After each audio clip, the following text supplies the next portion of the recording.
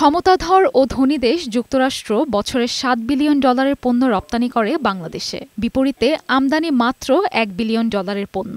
যদিও বাংলাদেশে বিনিয়োগে যুক্তরাষ্ট্রের অবস্থান শীর্ষে।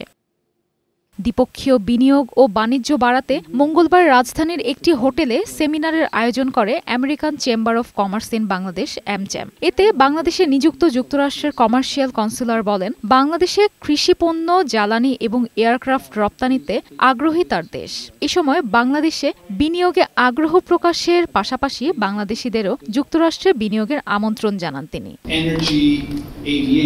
বাংলাদেশে যুক্তরাষ্ট্রের নতুন নতুন কোম্পানির ব্যবসা শুরু করার বিষয়ে আমরা সহায়তা করব।